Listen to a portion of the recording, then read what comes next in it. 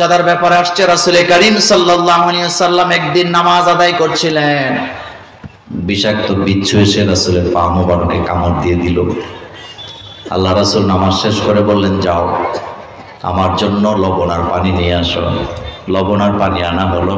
রাসূল সূরা নাস তেলাওয়াত করলেন, ফালাক তেলাওয়াত করলেন, পানিতে ফু দিয়া ওই কামড় দেওয়ার জায়গায় লাগায়া দিলেন।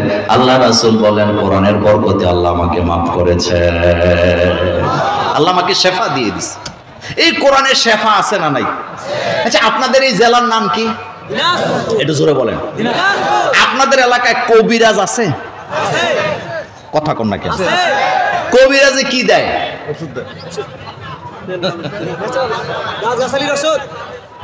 তাবিজ দেয় না? তো হেডা কর না কিনলেই তাবিজ দেয় না? কথা কয় না? আচ্ছা, তাবিজের পেছনে পুরুষেরা বেশি দৌড়ায় না নারীরা বেশি দৌড়ায়? আজকের মাহফিলে মাহবুব নাই। রাসূল করিম সাল্লাল্লাহু আলাইহি ওয়াসাল্লাম বলছেন, মান তাআল্লাকা তামিমাতান ফাকাদ আশরাক। যারা তাবিজের সাথে সম্পর্ক রাখবে তারা আল্লাহর সাথে শিরিক করলো। ভালোবাসার তাবিজ, ভালোবাসার আংটি, লাখপতি হওয়ার আংটি বাজারে বাজারে আছে না? আচ্ছা, আপনার কাছে একটা প্রশ্ন আমার। আপনাদের দিনাজপুরের বাজারে একটা লোক আংটি বেচতেছে, লাখপতি হওয়ার আংটি। তার কাছে 10,000 আংটি আছে, অথবা 500 আংটি আছে, অথবা 100 আংটি আছে। এক একটা আংটির দাম 100 টাকা।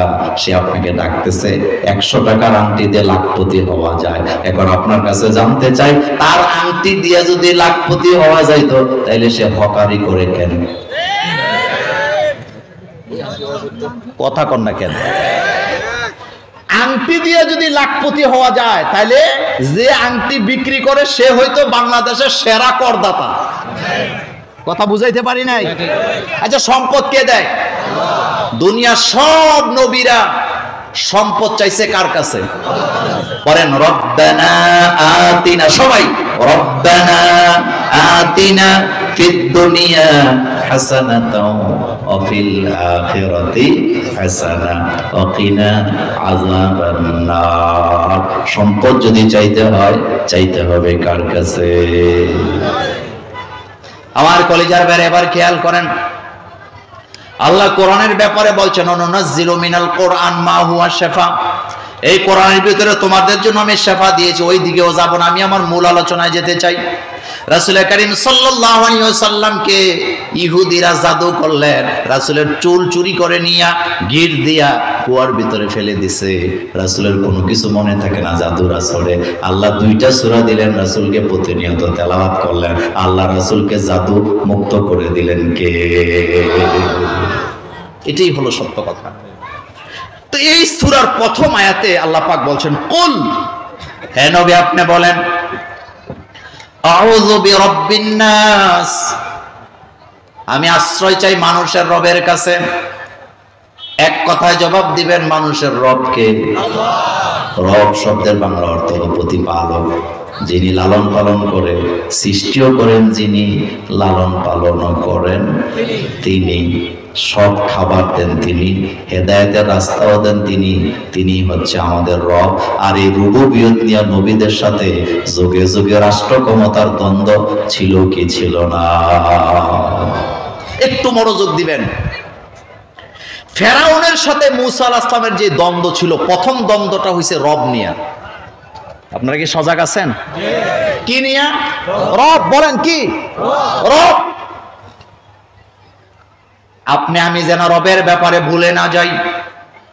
তালিম দিয়েছেন আল্লাহ পাক আমাদেরকে, রূহের জগতে থাকা অবস্থায় তালিম করে দিয়েছে।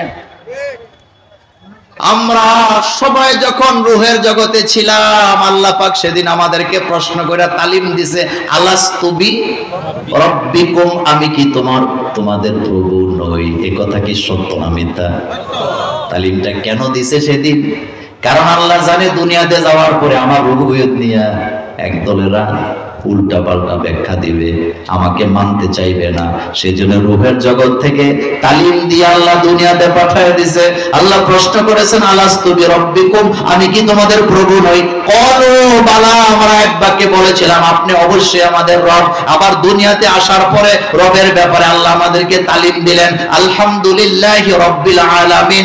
আবার যখন কবরে যাব, কবরের ভিতর রুবুবিয়তের ব্যাপারে আমাদের প্রশ্ন আছে না? মার রব্বুক, বলেন কি? বলেন কি? তাহলে রুবুবিয়ত নিয়ে যুগে যুগে দ্বন্দ্ব ছিল নাকি ছিল না? এখন বোধহয় নাই, এখন বোধহয় নাই। এক দলেরা রবের আইন চায়, আরেক দলেরা মানব রচিত আইন চায়। যারা রবের আইন চায় তারা রবের উপরে, রবের প্রতি ভরসা করে, আস্থা রাখে, বিশ্বাস রাখে। আর রবের প্রতি আস্থা বিশ্বাস রাখলে তাদের রাজনীতি করার কোনো অধিকার নাই, এমন সংবিধানও বাংলাদেশে আছে না? না।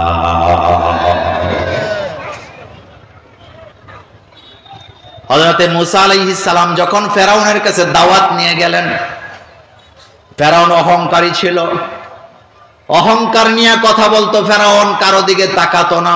ফেরাউন মনে করতো আমি যা বলি তাই হয়। এবার আল্লাহ পাক ফেরাউনকে বলতেছে, মুসা আলাইহিস সালামের মাধ্যমে ফেরাউনকে তালিম দিচ্ছেন আল্লাহ পাক। মুসা আলাইহিস সালাম বলতেছে, ও ফেরাউন, এত লাফায়ও না, এত অহংকার করো না। মিনহা খলাকনাকুম, এই দোয়া আপনারা পারেন? হ্যাঁ, পরেন। মিনহা খলাকনাকুম ওয়া ফিহা নুঈদুকুম ওয়া মিনহা নুখরিজুকুম তারাতান উখরা। ও কলিজার ভাইরা, ফেরাউন অহংকার করার পরে এই আয়াত সর্বপ্রথম মুসা আলাইহিস সালাম ফেরাউনের সামনে তেলাওয়াত করে শোনায় দিলেন। মিনহা খলাকনাকুম, ও ফেরাউন, এত অহংকার করো না, এই মাটি থেকে তোমাকে সৃষ্টি করা হয়েছে। ওয়া ফিহা নুঈদুকুম, এই মাটিতে তোমাকে পুঁতে দেওয়া হবে। ওয়া মিনহা নুখরিজুকুম তারাতান উখরা, এই মাটি থেকে তোমাকে আবার জীবিত করে আল্লাহর সামনে দাঁড়া করায় আসামি হিসাবে তোমার হিসাব নেওয়া লাগবে। এই চিন্তা যদি মাথায় থাকতো, জীবনে কোনোদিন আল্লাহর আইনের বিরোধিতা করতে পারতাম না। আচ্ছা, কবরে যাওয়া লাগবে তো? কবে যাবেন? কবে যাবেন? এই চিন্তা যদি মাথায় থাকতো, জীবনে কোনোদিন অহংকার করতে পারতেন না। নামাজ না পড়ে থাকতে, আহারে মসজিদে আজান হয়, মসজিদের সামনে দিয়ে গাড়িটা চালায়া চলে যায়, আল্লাহকে সেজদা দেওয়ার জন্য মসজিদেও ঢুকে না। এমন নাফরমান আমাদের দিনাজপুরে নাই। এটা গল্প বলি, এটা হাদিস না। ড্রাইভার আর মালিক গাড়ি চালায়া যাচ্ছে, খুব মনোযোগ দিয়ে শুনবেন। মসজিদের কাছে যখন গেছে, একামত চলতেছে, ড্রাইভার গাড়িটা সাইড করে বলতেছে, স্যার একামত হয়ে গেছে, জামাত ছাড়া নামাজ পড়লে শান্তি পাই না, আপনি দাঁড়ান, আমি নামাজটা পড়ে আসি। কারণ মালিক তো নামাজ পড়ে না। মালিক কয়, তাড়াতাড়ি আইস, আমার জরুরি কাজ আছে। ড্রাইভার ভিতরে ঢুকছে, নামাজের সালাম ফিরাইছে, ফিরে তাসবিহ পড়তেছে, সুবহানাল্লাহ, আলহামদুলিল্লাহ, আল্লাহু আকবার। একটু দেরি হয়ে গেছে। গাড়িতে যখন আসছে, মালিকের চোখ বড় হয়ে গেছে, ছানা বড় হয়ে গেছে। মালিক বলতেছে, এত দেরি করলি কেন? আমার জরুরি কাজ আছে। এবার ড্রাইভার বলতেছে, স্যার একটা কথা বলি, আপনি মনে কষ্ট নিয়েন না। কয়, কি কথা? কয়, স্যার যেই ঘরটার ভিতরে ঢুকছিলাম, এই ঘরটার মালিক। আরো জোরে বলেন। ও স্যার, আপনি তো অনেক বড় ব্যবসায়ী। কয়, হ্যাঁ। স্যার, আপনি যাকে পছন্দ করেন না, আপনার ঘরে কি তারে ঢুকতে দেন?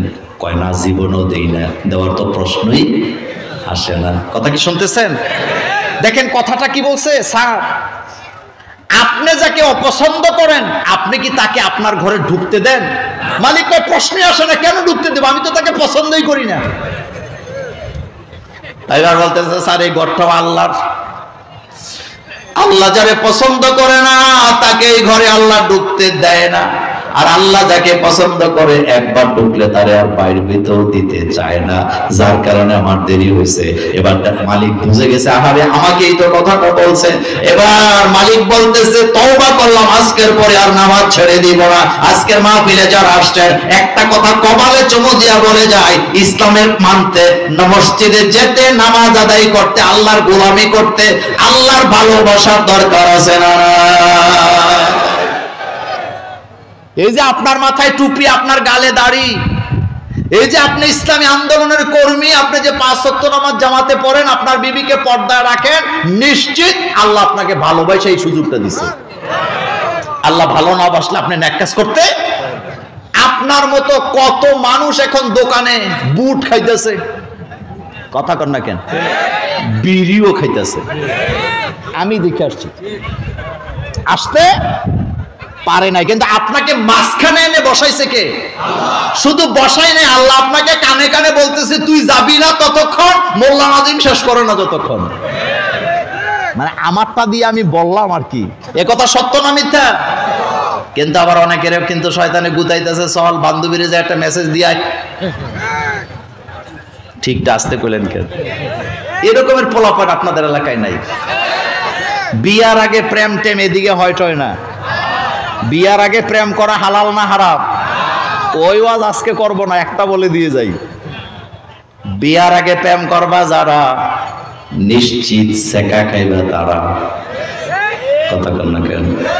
সেকা খায় যারা, ডিপ্রেশনে ভোগে তারা, ডিপ্রেশনে যায় যারা, নেশা করে তারা, আর নেশা করে যারা জীবন ধ্বংস করে তারা। আমরা তো সেই যুবক ছিলাম যারা টাকনুর উপরে কাপড় পরেছি, সারা জীবন তাহাজ্জুদের নামাজ আদায় করেছি, আমাদেরকে এসবে পায় না, কথা কন না কেন? আর হাতে হুন্ডা বেচা বান্ধবীরে জন্মদিনে আইফোন কিনা দেয়। হাতের ফুজিয়া ছিল হুন্ডা, এটাও কি এরকমের যুবক আজকের মাহফিলে দুই একটা নাই? এতে মাহফিলে বইয়া বান্ধবীরে মেসেজ দেয়, আইতাছি একটু পরে। চলবে না, প্রেম করতে হবে কার সাথে? ভালোবাসা কার জন্য? সেদিকে গেলাম না, আমি কথা বলতেছিলাম, আল্লাহ যদি তৌফিক না দেয় এখানে আসার কোনো সুযোগ নাই। আমার কলেজার যুবকেরা শুনে রাখো, সেই মূসা আলাইহিস সালামের সাথে ফেরাউনের দ্বন্দ্ব ছিল রব নিয়া। ফেরাউন মাথা গরম করে বলতেছে, ফামান রব্বুকুমা ইয়া মূসা, ও মূসা তোমাদের দুইজনের রবকে? মূসা আলাইহিস সালাম তো একা ছিলেন না, হারুন আলাইহিস সালামের সাথে ছিলেন।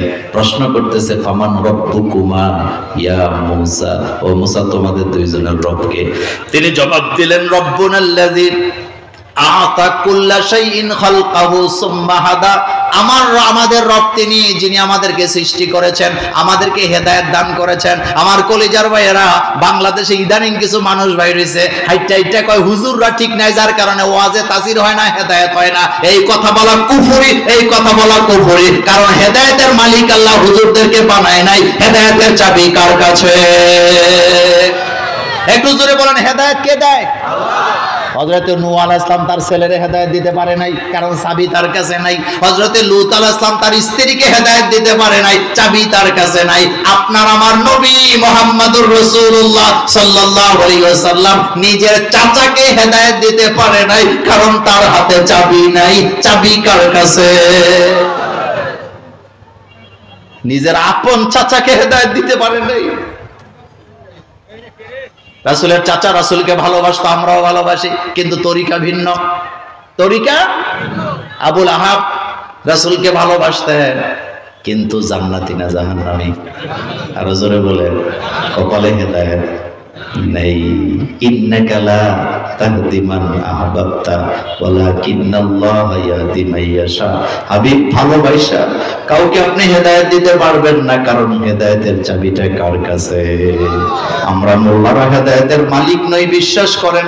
আমরা যদি হেদায়েতের মালিক হইতাম, আপনাদের মসজিদের খতিব সাহেব যদি হেদায়েতের মালিক হইতো, আপনার এলাকায় বেনামাজি খুঁজে পাওয়া যেত না। হুজুর ঠিক না? সবাইরে হেদায়েত দিয়ে দিত। আর আমি মোল্লা নাজিম যদি হেদায়েতের মালিক হইতাম, বাংলাদেশের 2 ম্যাডামরে আগে বোরকা পরাইতাম। কথা কন না কেন? আমি মোল্লা নাজিম যদি হেদায়েতের মালিক হইতাম, বাংলাদেশের ওই যে 94 মিলিয়ন ডলার চোর সব দিলে আমি হেদায়েত দিয়ে দিতাম। হেদায়েত কার কাছে? তা আপনি মোল্লাকে দোষ দেন কেন? মোল্লারা হেদায়েতের মালিক? মোল্লারা শুধু বলেন। মোল্লারা কি করে? রাসূলকে আল্লাহ পাক বলছেন আপনি শুধু বলেন, শোনাবার দায়িত্ব কার? আচ্ছা সেদিকে গেলাম না, কথা লম্বা। এবার বলেন আমাদের রব কে? আলহামদুলিল্লাহ রব্বিল। তাহলে রুবুবিয়ত নিয়ে যুগে যুগে দ্বন্দ্ব আছে না নাই? মুসা আলাইহিস সালাম যখন বলেন আমাদের রব আল্লাহ যিনি আমাদেরকে সৃষ্টি করেন, ফেরাউনের মাথা গেছে গরম হইয়া। ফেরাউন বলতেছে আনা রব্বুকুমুল আ'লা, আমি তো বড় রব।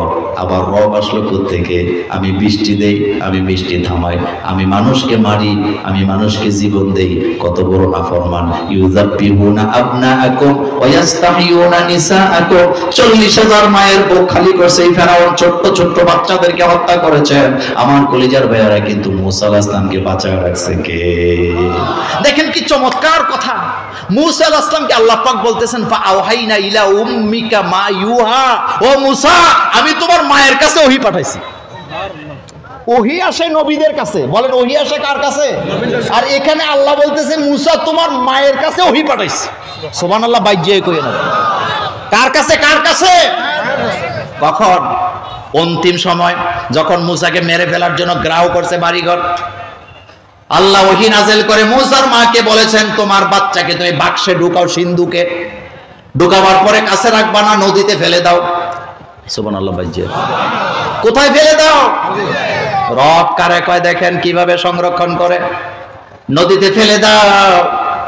আল্লাহ বলেন ও মুসা তোমার মাকে আমি নিশ্চয়তা দিয়েছি, তুমি যদি তোমার বাচ্চাকে নদীতে ফেলে দাও আমি এটা বাঁচায় রাখবো, আমি ঘুরাইয়া তোমার কোলে তোমার বাচ্চাটা আবার ফিরাইয়া দিব।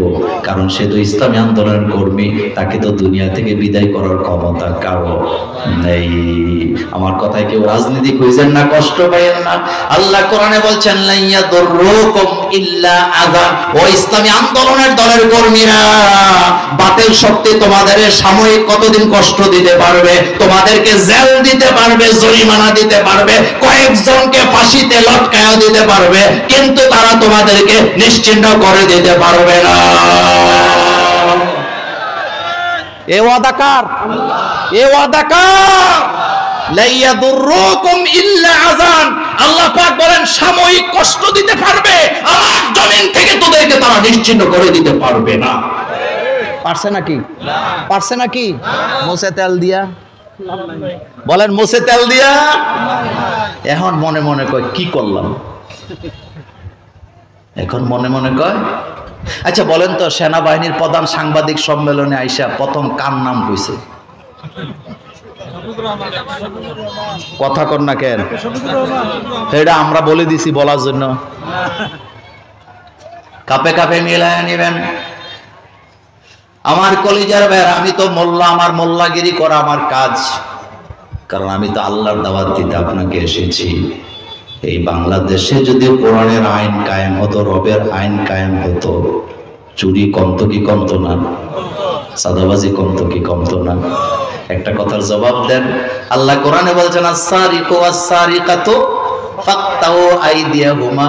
চোর যদি চুরি করে ধরা পড়ে, হোক সেটা পুরুষ হোক সেটা নারী, উভয়ের হাত কেটে দাও। আবার আরেক আয়াতে বলছে আয-যানিয়াতু ওয়াজ-যানি ফাজলিদু কুল্লা ওয়াহিদিন মিনহুমা মিয়াতা জালদা। জিনা যদি করে নারী হোক আর পুরুষ হোক 100 ডোরা মারো। এখানে অনেক আলেম আছেন, আপনাদের কাছে একটা প্রশ্ন করি, সূরার আয়াত নাযিল করলেন আল্লাহ, মুযাক্কার আগে মুয়ান্নাস পরে, কিন্তু জিনার আয়াত নাযিল করলেন আল্লাহ, মুয়ান্নাস আগে মুযাক্কার পরে। চুরির আয়াতের সময় পুরুষের কথা বলেন আগে, নারীর কথা পরে। জিনার আয়াত নাযিল করলেন আল্লাহ, মহিলার কথা, নারীর কথা আগে, পুরুষের কথা পরে। এখানে একটা বিরাট বড় হিকমত আছে না? কথা কি বুঝেন আপনারা? আমার ভাষা কি বুঝেন? আস-সারিকু ওয়াস-সারিকাতু ফাকতাউ আইদিয়াহুমা। চোর যদি চুরি করে, পুরুষ হোক নারী হোক, উভয়ের হাত এখানে পুরুষের কথা আগে না পরে? চুরির বেলা পুরুষ আগে, তার কারণ চুরিটা নারীদের চেয়ে পুরুষেরাই বেশি জানে। একটা সময় আপনাদের এলাকায় গড়ের নিচে দিয়া ছিদ্র করে যে চুরি করত, এরকমের চোর দিনাজপুরে ছিল না। এটা কি চোর বলে? শীত চোর। মাশাআল্লাহ, বলেন কি বলে? আচ্ছা, আপনাদের জীবনে কোনোদিন শুনছেন কোন মহিলা শীত চোর, কোন মহিলা গরু চোর? কারা করে? কারা করে? আচ্ছা, বাংলাদেশের টাকা দিয়া বেগম পাড়া বাড়ি বানাইছে, বাংলাদেশের টাকাগুলি চুরি করছে পুরুষেরা না নারীরা? আরো জোরে কর। পুরুষেরা নারীদের জন্য টাকা চুরি করে বেগম পাড়া বাড়ি বানাইছে। এই জন্য আল্লাহ পুরুষের কথাটা চুরির বেলা আগে বলছে। পুরুষেরা চুরিতে পারদর্শী, এই জন্য আল্লাহ বললেন চোর যদি ধরা পড়ে, পুরুষ হোক নারী হোক, উভয়ের হাত কেটে দাও। কিন্তু জিনার বেলা নারীদের কথা আগে বললেন, তার কারণ হলো যেই সমাজে নারীরা ইসলাম মানে পর্দা করে, সেই সমাজে জিনা খুঁজে পাওয়া যায় না। কারণ নারী ছাড়া জিনাকে সমাজে ছড়াবা ক্ষমতা শয়তানেরও। আমি আপনাদেরকে একটা গল্প শোনাই। একজন আগের দিনে বিচারকদেরকে বলা হইতো কাজী। কি বলা হইতো? কাজীর সামনে একজন আসামি এসে, একজন মহিলা এসে মামলা করছে। আমাদের দেশে মিথ্যা মামলা আছে না নাই? নারী ধর্ষণের মামলা মিথ্যা টিথ্যা নাই? আসতে কয় বাইয়ে বাইয়ে ঝগড়া লাগছে পুকুরের মাছ নিয়ে, মামলা দিছে নারী ধর্ষণের। কথা কন না কেন? এরকম মামলা নাই? আচ্ছা, আছে। এবার শোনেন, কাজীর কাছে যে বিচার দিছে, মহিলা বলতেছে অমুক পুরুষ অমুক যুবক আমার সাথে জিনা করছে। তো ইসলামের আইনের বিচার হলো আসামি বাদী বিবাদী দুইজনের কথা সমান সমান শুনবেন আপনি। অর্থাৎ যিনি মামলা করছে তিনি যতক্ষণ কথা বলবে, আসামিও ততক্ষণ কথা বলবে। আর আমাদের বাংলাদেশের আইন হইল রায় দেওয়ার আগে আসামিরে জিজ্ঞেস করে আপনি দোষী না নির্দোষ। কথা কন না কেন? বলে না? আচ্ছা, মেয়ে বক্তব্য দিছে, ছেলে বক্তব্য দিছে মেয়ে। কাজী সাহেব দুইজনের কথা শুনে রায় দিছে। যুবককে বলছে তুমি 5 দিরহাম জরিমানা দিবা। কয় দিরহাম? 5 দিরহাম। যুবক বলতেছে স্যার, কাজী সাহেব আল্লাহর জাতের কসম করে বলে আমি ওই মহিলার চিনি না, আমি তার সাথে জিনাও করি নাই। এটা কি রায় দিলেন?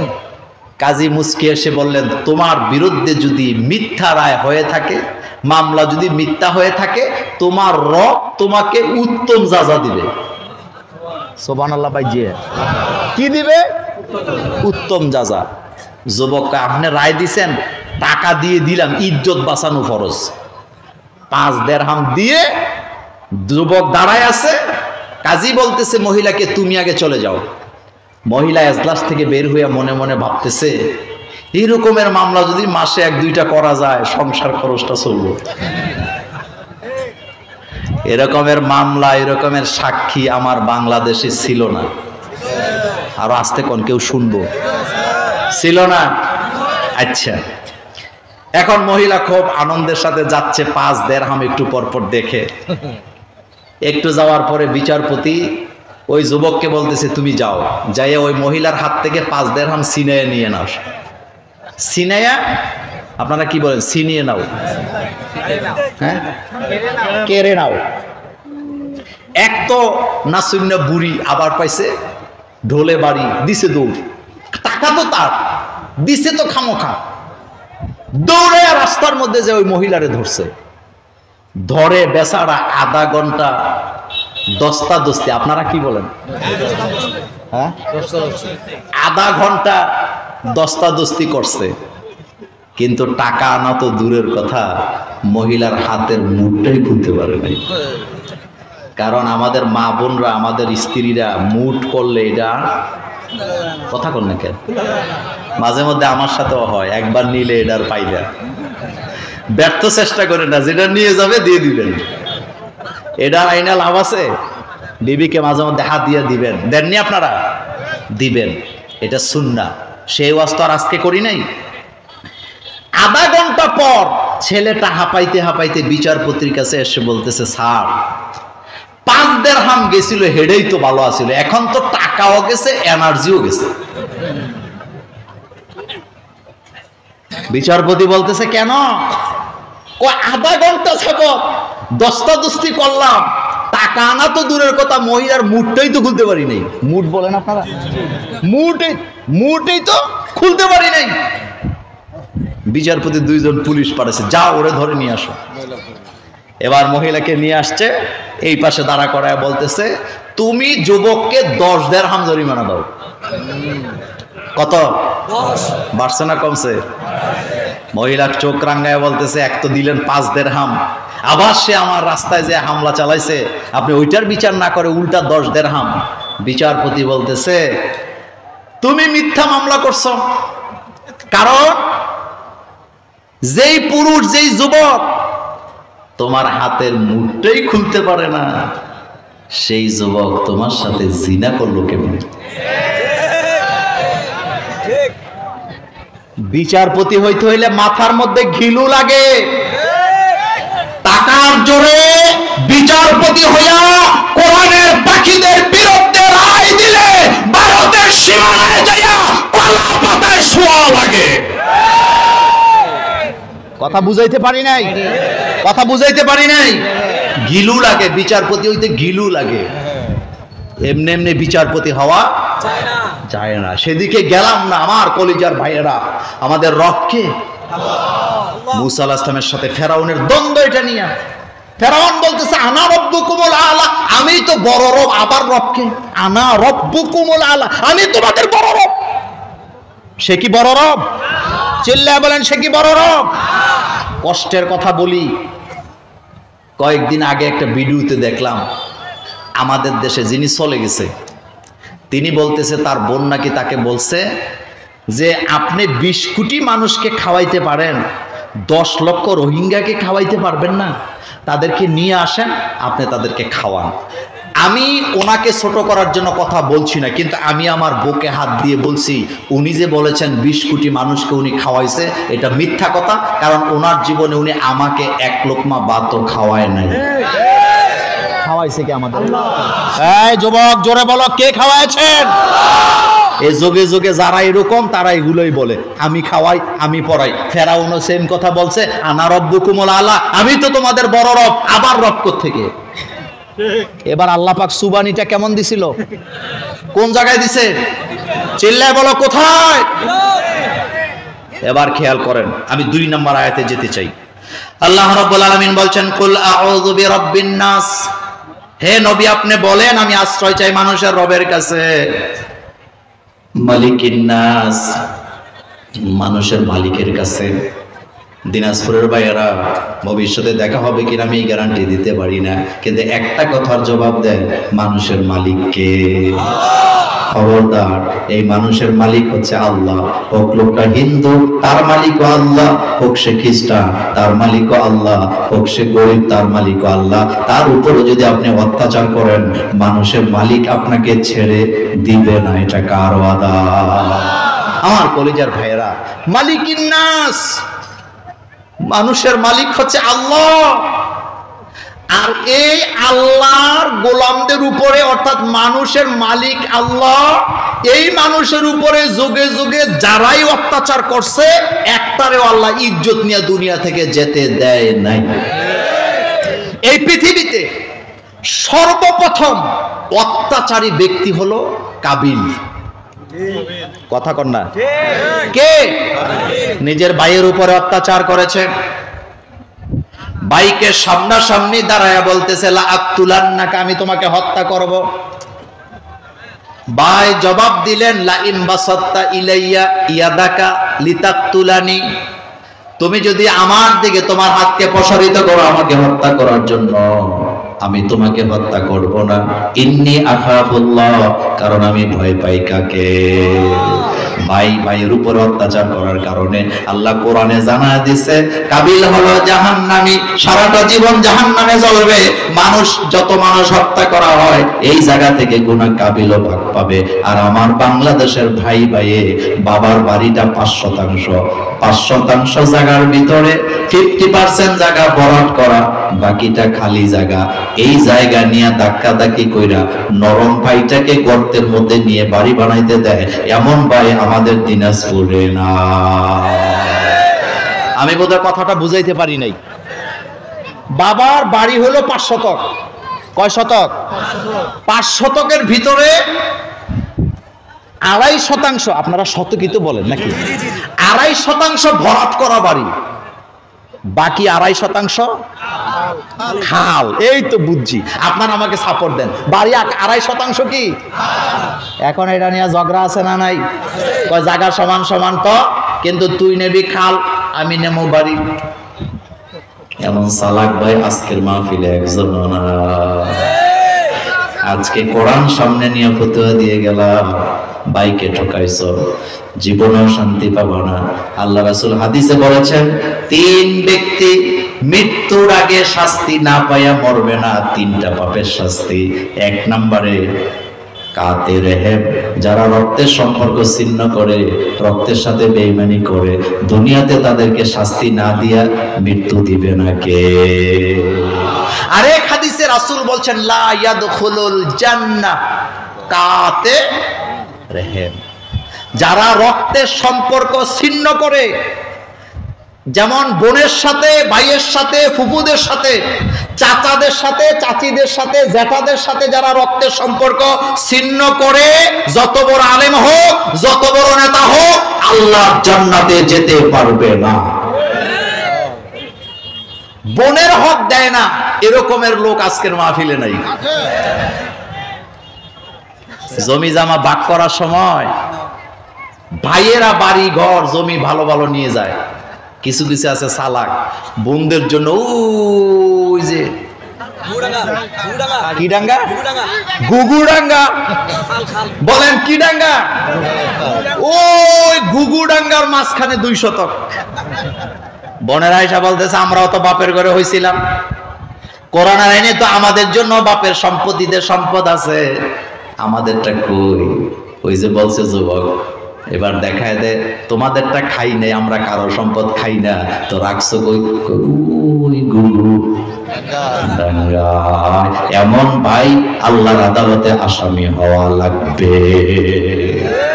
মসজিদ বানাইছেন, মাদ্রাসা বানাইছেন, তাফসীর মাহফিলের আয়োজন করেছেন, তাহাজ্জুদ পড়েছ, উমরা করেছ, বোনের হক দেশ নাই, আল্লাহর জান্নাতে যেতে পারবি না।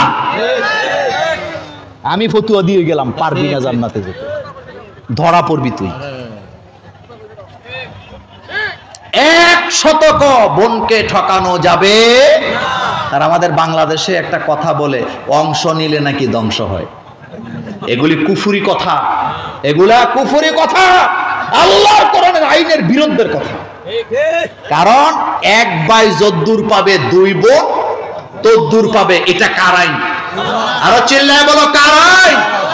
আল্লাহ বলতেছে বোনের অংশ দেওয়ার জন্য 2 মেয়ে যদ্দুর, 1 ছেলে তদ্দুর, আর আপনি বলতেছেন অংশ নিলে ধ্বংস হয়। আপনি ধোঁকাবাজ, আপনি ফেরাউনের বংশধর, আপনি মুহাম্মদ সাল্লাল্লাহু আলাইহি ওয়াসাল্লামের উম্মত হতে পারেন না।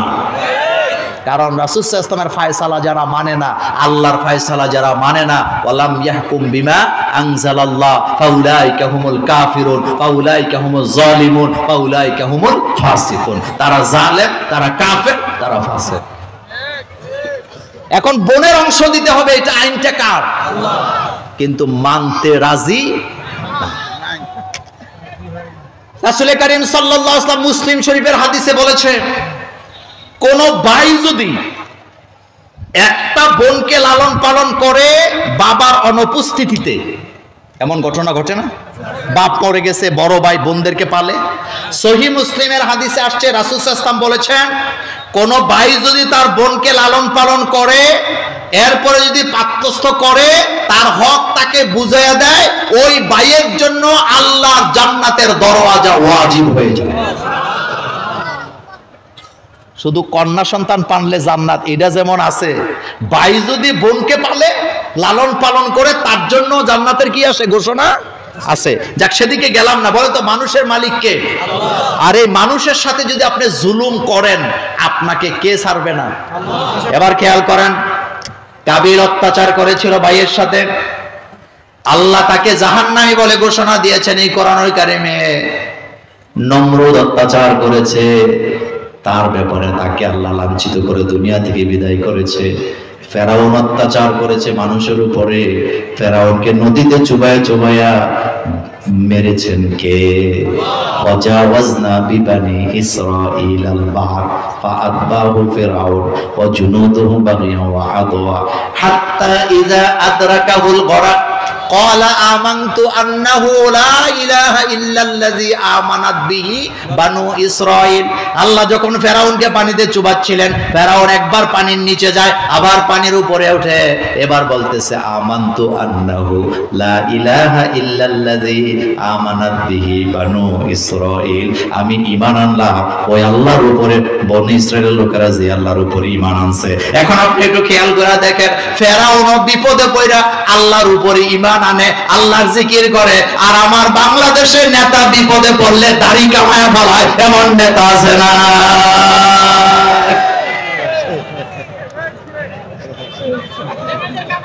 কথা কন না কেন? দাড়ি আরো জোরে বলেন।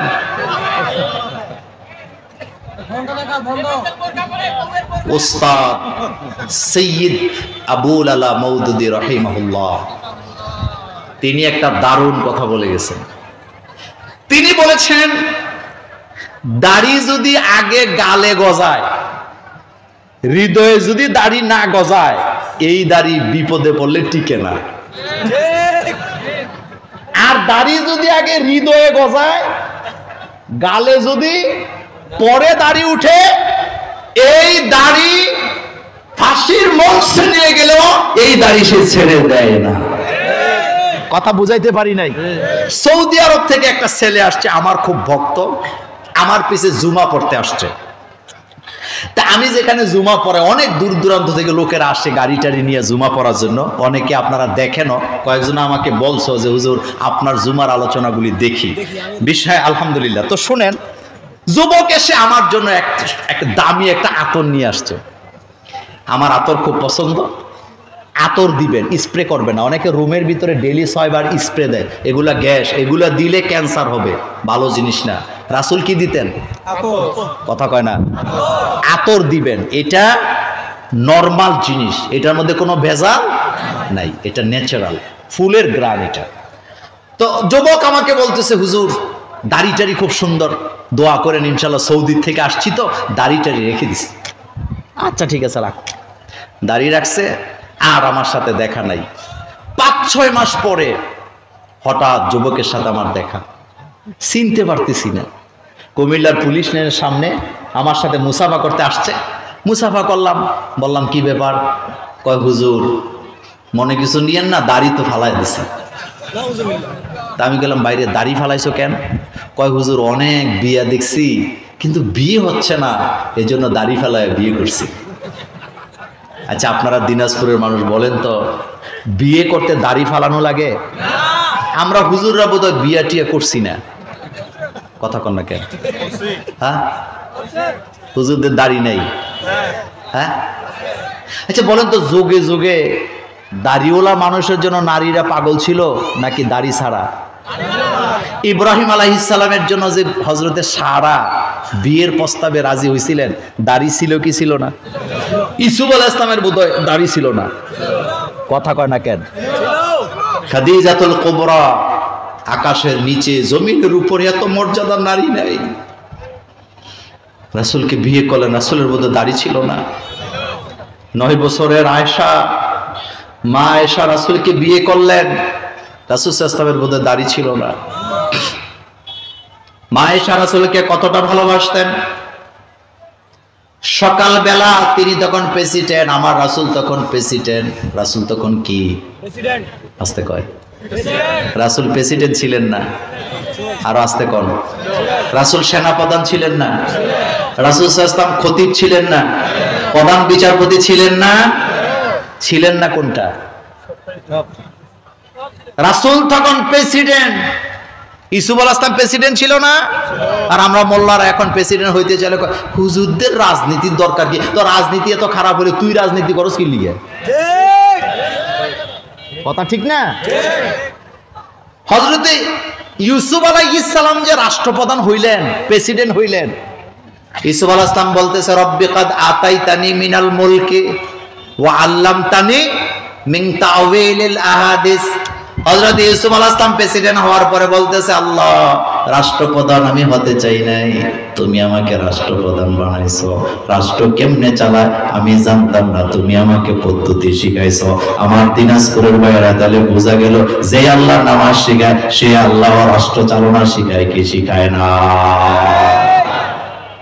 রব্বি কাদ আতাইতানি মিনাল মুলকি ওয়া আল্লামতানি, তুমি আমাকে শিখাইছো রাষ্ট্র চালায় কেমনে, তুমি আমাকে শিখাইছো। সুবহানাল্লাহ পড়েন।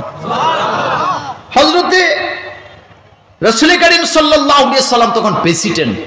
আম্মা জান আয়েশাকে বলতেছে, আয়েশা রাতের বেলা আমার ফিরতে দেরি হবে, তুমি আমার জন্য রুটি আর তরকারি রান্না করে রাখবা, ঘরে এসে একসাথে দুইজনে খাবো। সুবহানাল্লাহ পড়েন। মা আয়েশা বলেন আমার বয়স কম,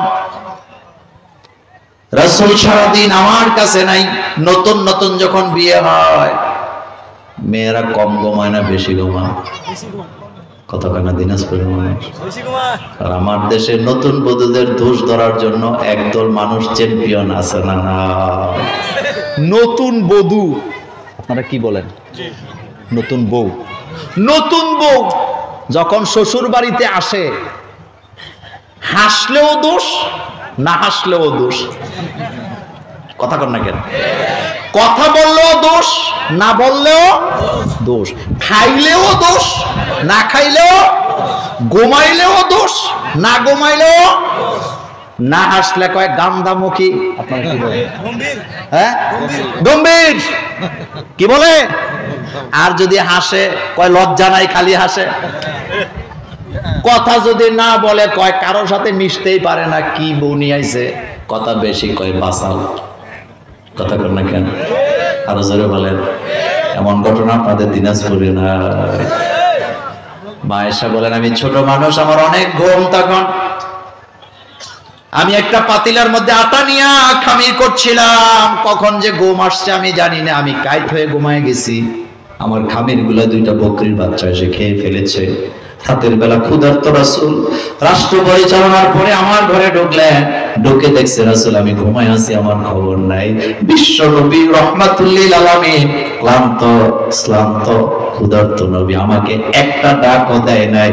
নিজের হাতে খামির আটা নিয়ে খামির বানায়া, রুটি বানায়া, তরকারি রান্না করে গালের মধ্যে চিমটা দিয়ে বলতেছে আয়েশা রে উঠো, একসাথে তোমার জন্য খাবার রেডি করেছে। আপনি আপনার বউ যদি এই কাজ করতো, স্ত্রী যদি এই কাজ করতো, আপনি তো তারে ফুটবল খেলতেন। আপনাদের এলাকা তালাক নাই? আমি কুমিল্লাতে এক জায়গায় ছিলাম, জুমা পড়াইতাম। সকালবেলা এক ওই যে টেম্পু ছিল আগে, আপনারা কথা কনা মুরব্বীরা, টেম্পু ছিল না সিএনজির আগে, টেম্পু চালায় আইছে রাতের বেলা। রান্না করতে দেরি হয়েছে, বউরে তালাক দিছে। এখন সকালে মাসালা জানতে আইছে, হুজুর মাসালা বলেন তালাক হয়েছে কিনা। আমি রাগের চোটে তালাক দিছি। কি ছেলে বলতেছে হুজুর রাত্রে বেলা আইছি, খাবার রান্না হয় নাই, আমি জিদ সামলাইতে পারি নাই, এই জন্য তালাক মারছি। হুজুর রাগে তালাক দিলি কি তালাক হবে? মহিলা বলতেছে হুজুর ওরটা শুনেন না, আমারটা আগে শুনেন। আমি বললাম কি বলো? কয় হুজুর তালাক তো আমারে একা দেয় নাই, আমারে দিছে, আমার মায়েরও দিছে, আমার নানিরও দিছে। আমি বললাম হেডা আবার কেমনে? কয় হুজুর তালাক দেওয়ার সময় কইছে তোরে তালাক, তোর মারে তালাক, তোর নানিরও তালাক। এরকমের তালাক দই না আপনাদের এলাকায় নাই? আমাদের দেশের 99% তালাক সুন্নাহ তরিকা, ইসলামের তরিকায় হয় না। আফসোস। আবার ইদানিং আরেকটা ফিতনা বাইর হইছে, তালাকের পরে ইদ্যত পালন না করেই বিয়ে। কথা জোরে বলো। কত বড় জাহেল, সেদিকে গেলাম না। কথা বলতেছিলাম মা আয়েশার কথা। রাসূল যখন আয়েশার গালে চিমটি দিয়ে বলেন, আয়েশা ওঠো, আমি তোমার স্বামী এসেছি, তোমার জন্য রান্না করেছি। আয়েশা চিৎকার দিয়ে উঠে রাসূলকে জড়ায় ধরে বললেন, কাঁপতেছে আর বলতেছে, হুজুর বেয়াদবি করে ফেলেছে, আমাকে ক্ষমা করে দেন।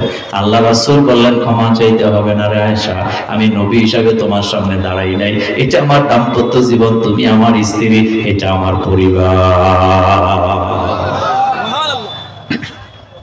স্ত্রীর সাথে ভালো ব্যবহার করেই না, এরকমের পুরুষ আছে না? কথা বলতে হবে, আছে না নাই? অথচ রাসূল বলেছেন, তোমাদের মধ্যে ওই ব্যক্তি শ্রেষ্ঠ যে ব্যক্তি তার স্ত্রীর কাছে শ্রেষ্ঠ। কোন স্ত্রী যদি বলে আমার স্বামী ভালো, বুঝতে হবে লোকটা কি ভালো। আমার কলিজার ভাইরা, কথা লম্বা হয়ে যায়, বলতেছিলাম মানুষের মালিক কে? আর এই মানুষের মালিক আল্লাহ। সেজন্য মানুষের সাথে আপনি যদি জুলুম করেন, দুনিয়াতে শাস্তি দিবে কে? তিনটা পাপের শাস্তির কথা বলছিলাম। একটা হলো রক্তের সম্পর্ক ছিন্নকারী, 2 নম্বর ক্ষমতা পাওয়ার পরে যারা মানুষের উপর অত্যাচার করে তাদেরকে দুনিয়াতে শাস্তি না দিয়া বিদায় দিবে না কে? মৃত্যু আসবে না। এজন্য আবু জহিল, আবু লাহাব, উতবা, সায়েবা এরা মানুষের উপর অত্যাচার করেছে, তাদেরকে দুনিয়া থেকে ইজ্জত নিয়ে যেতে দেয় নাই। কে দেয় নাই? কে দেয় নাই? সে আল্লাহ পাক বলছেন, মালিকিন নাস, মানুষের মালিক আল্লাহ। ইলাহিন নাস, এটা আমার শেষ কথা। মানুষের ইলাকে এত আস্তে বললে হবে না, বলেন ইলাকে।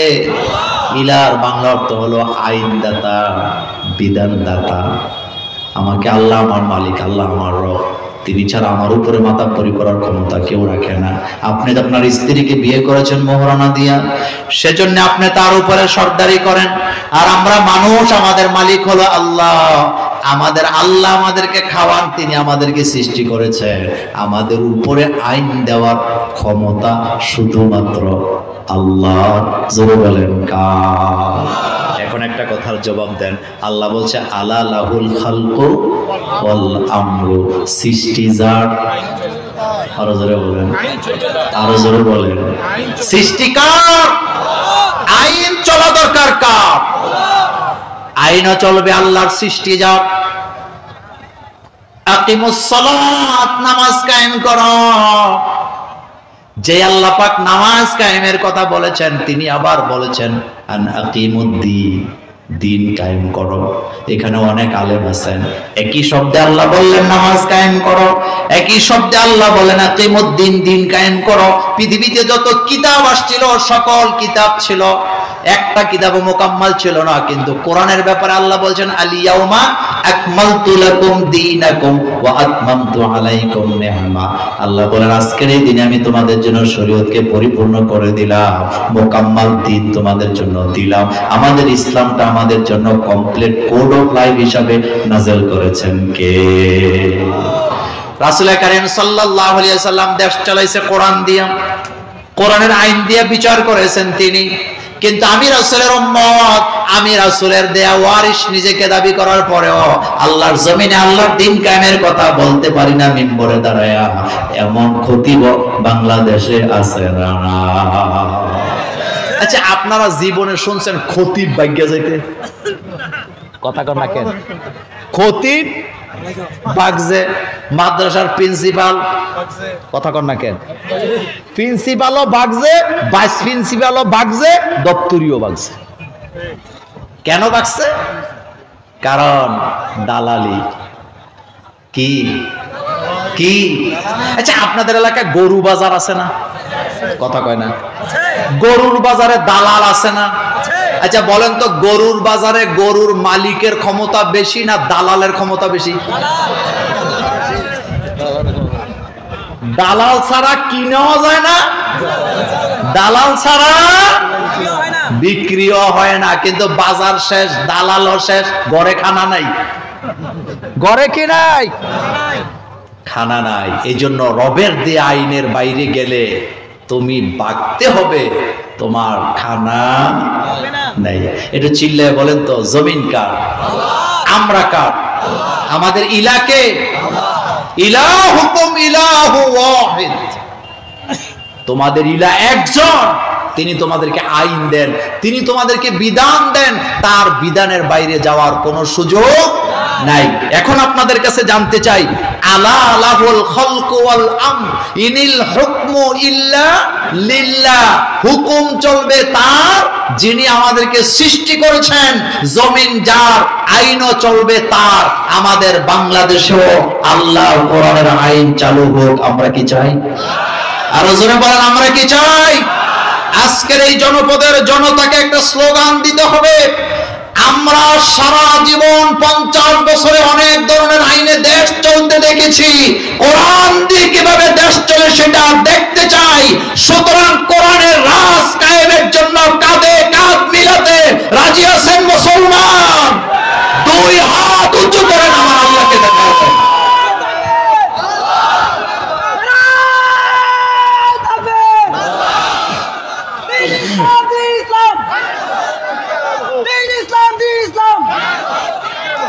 আল্লাহ যেন আমাদেরকে কবুল করেন, আমরা বলি আমিন।